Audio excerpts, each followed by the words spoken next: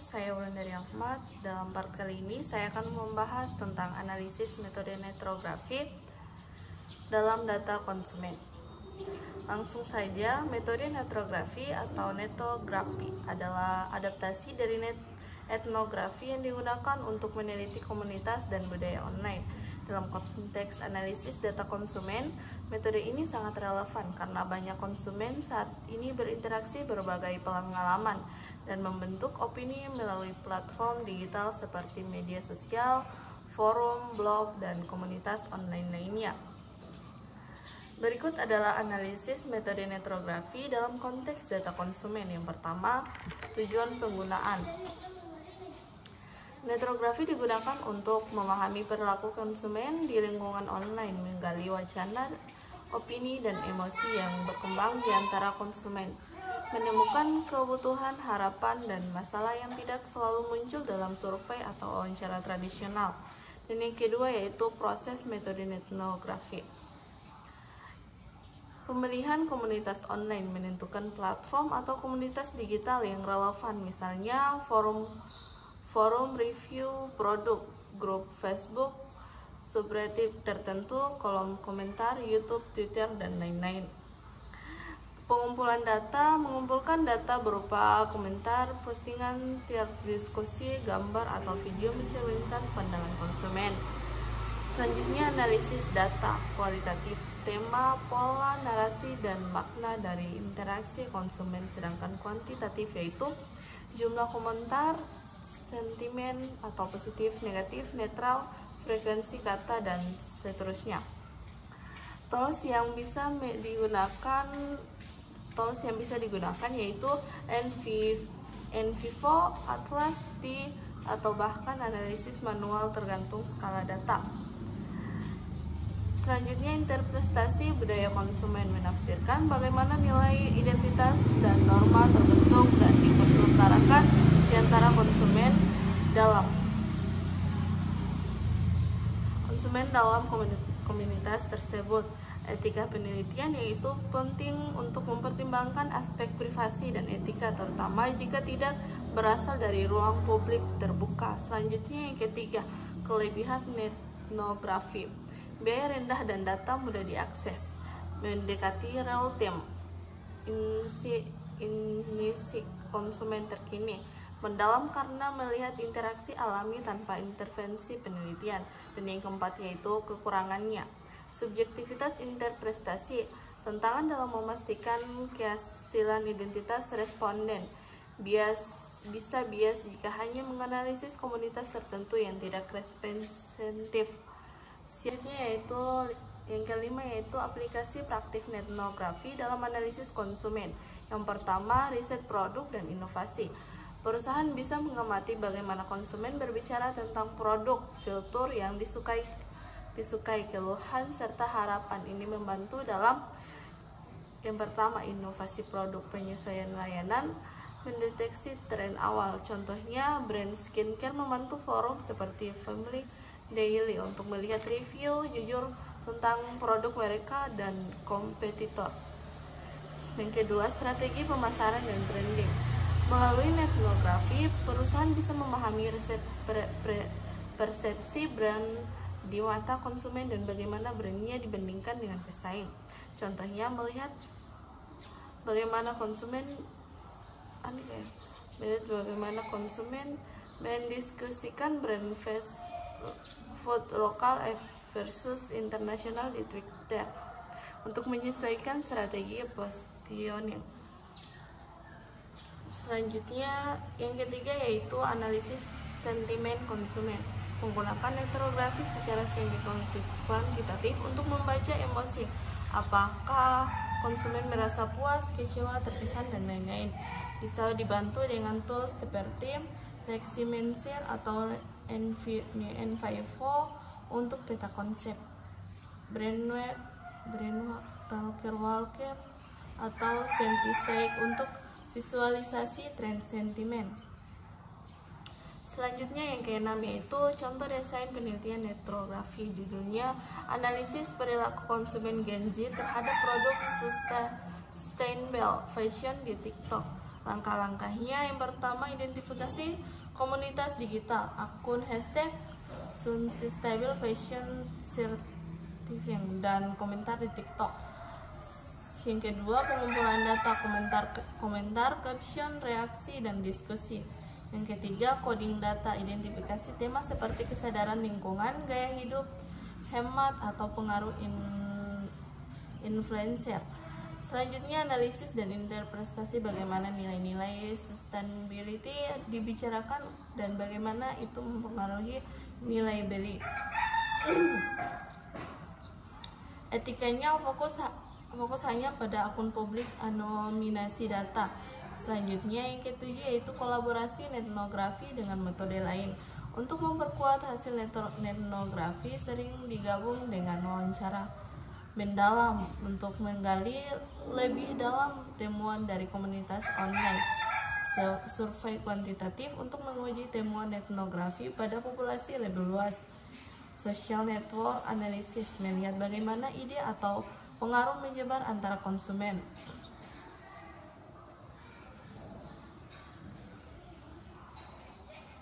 Selanjutnya yaitu yang ke-8, rumusan masalah dan tujuan penelitian. Contohnya rumusan masalah, bagaimana perilaku dan persepsi konsumen terhadap produk atau layanan di komunitas online. Nilai-nilai atau narasi yang muncul dari diskusi konsumen di platform digital. Bagaimana pengaruh interaksi konsumen di komunitas online terhadap keputusan pembelian. Tujuan penelitian yaitu menggambarkan pola perilaku konsumen di komunitas digital, mengidentifikasi tema utama yang muncul dari percakapan konsumen, menganalisis pengaruh budaya komunitas online terhadap preferensi konsumen. Selanjutnya yang ke-9 yaitu teknik analisis data etnografi. Beberapa pendekatan analisis yang bisa kita gunakan yaitu yang pertama tematik analisis atau analisis tematik, mengelompokkan data ke dalam tema-tema utama berdasarkan kemunculan kata, frasa, atau topik.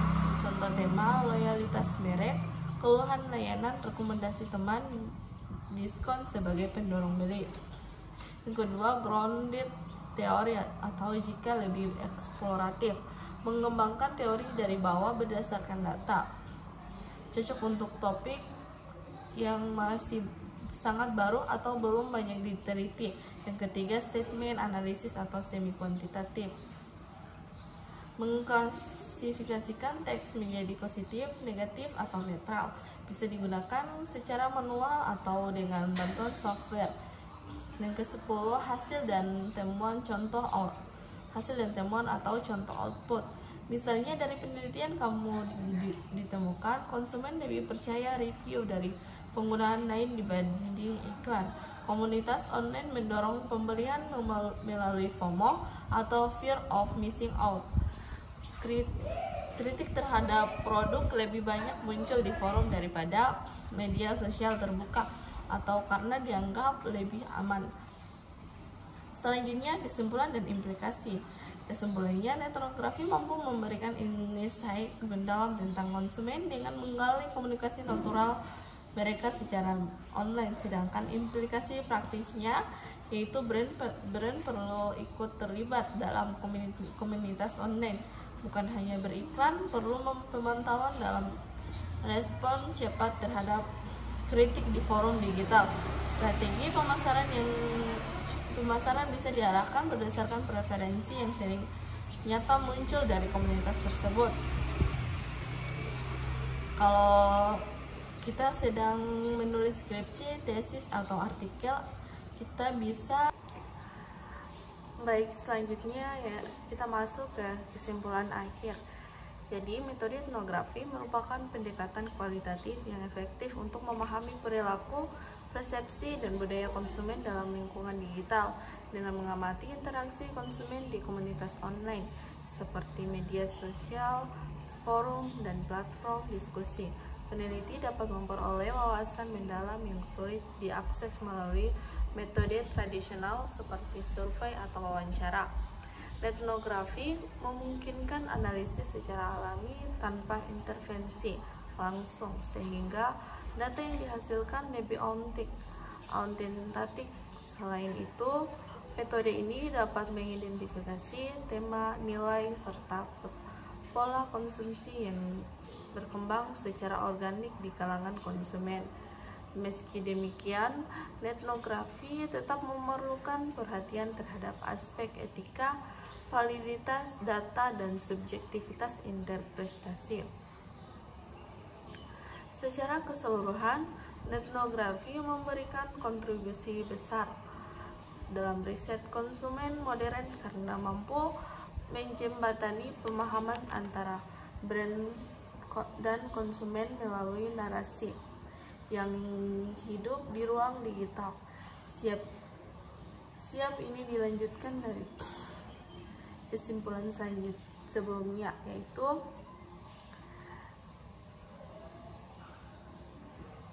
fokus pada implikasi, keterbatasan, dan saran penelitian lanjutan yang biasanya muncul di bagian akhir karya tulis ilmiah seperti skripsi atau artikel jurnal.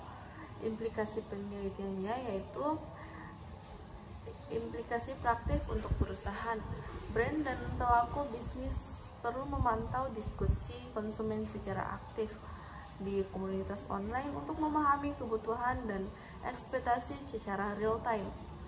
Strategi pemasarannya dapat disesuaikan dengan nilai-nilai dan narasi yang berkembang di komunitas digital. Perusahaan bisa membangunkan kedekatan dengan konsumen melalui partisipasi aktif dan autentik dalam komunitas online. Implikasi teoritisnya yaitu etnografi memperkaya kazanah metodologi penelitian perilaku konsumen dalam konteks digital, memberikan pendekatan alternatif dalam memetakan budaya konsumen di era konektivitas tinggi. Keterbatasan penelitiannya yaitu data yang dikumpulkan hanya mempresentasikan komunitas tertentu sehingga tidak bisa digeneralisasikan ke seluruh populasi konsumen. Selanjutnya yaitu identitas penggunaan online tidak selalu jelas sehingga validitas data kadang sulit diverifikasi. Analisis data bersifat subjektif, tergantung pada interpretasi peneliti. Saran untuk penelitian selanjutnya yaitu menggabungkan etnografi dengan metode kuantitatif seperti survei untuk validasi hasil, meneliti platform digital yang berbeda untuk melihat perbedaan perilaku konsumen lintas media, misalnya TikTok versus Twitter versus forumnya. Fokus pada subkultur digital tertentu, misalnya komunitas vegan, penggemar otomotif, fashion, thrifting, untuk mendapatkan wawasan yang lebih spesifik dan mendalam.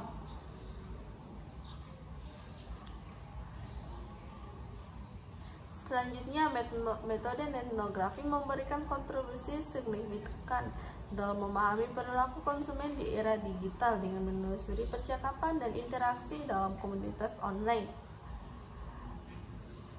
Peneliti dapat mengungkap pola pikir, persepsi, kebutuhan, dan serta dinamika hubungan antara konsumen dan brand secara lebih mendalam.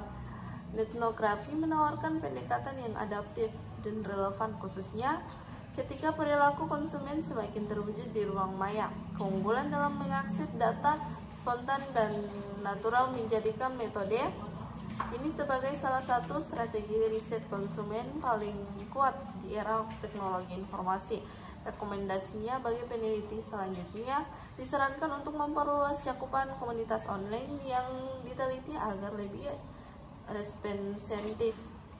Perlu penggunaan perangkat lunak bantu analisis teks untuk mengelola data dalam skala besar. Etnografi dapat digabungkan dalam wawancara online atau metode kuantitatif untuk memperkuat hasil validitas. Bagi praktisi bisnis dan brand, menggunakan hasil etnografi untuk menyusun strategi customer management yang lebih personal dan relevan. Jadikan komunitas online sebagai sumber insight. Ini sih bukan hanya untuk pemasaran tetapi juga inovasi produk dan manajemen reputasi. Perhatikan isu etika dan privasi dalam pengumpulan data pemanfaatan data konsumen online. Refleksi metodologis penggunaan metode etnografi dalam penelitian ini memberikan pendekatan yang fleksibel namun tetap mendalam dalam memahami perilaku konsumen. Pendekatan ini memungkinkan peneliti untuk menangkap wacana-wacana yang berkembang secara alami dan kontekstual tanpa memaksakan kerangka teoritis sejak awal. Namun demikian, tantangan muncul dalam proses penyaring data, validitas sumber, dan interpretasi makna yang sangat bergantung pada sensitivitas kultural dan analisis peneliti.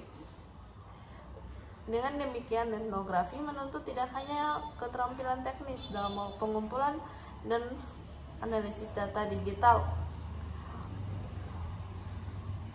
tetapi juga kepekaan etnografi dalam memahami makna sosial yang muncul dari interaksi offline online. Selanjutnya, kontribusi penelitian ini memberikan kontribusi pada 3 aspek utama. Yang pertama, konseptual, menawarkan pemahaman baru mengenai dinamika budaya konsumen dalam konteks digital. Yang kedua, metodologis, menunjukkan bagaimana metode etnografi dapat digunakan secara praktis dan efektif. Dan yang ketiga, praktis, memberikan insight bagi pelaku industri untuk lebih memahami dan merespon kebutuhan serta ekspektasi konsumen secara relevan berdasarkan percakapan yang terjadi di ruang online. Penegasan akhir, di tengah transformasi digital yang masif, konsumen tidak lagi hanya menjadi objek pemasaran tetapi juga aktor aktif yang membentuk citra merek, mempengaruhi opini publik dan menciptakan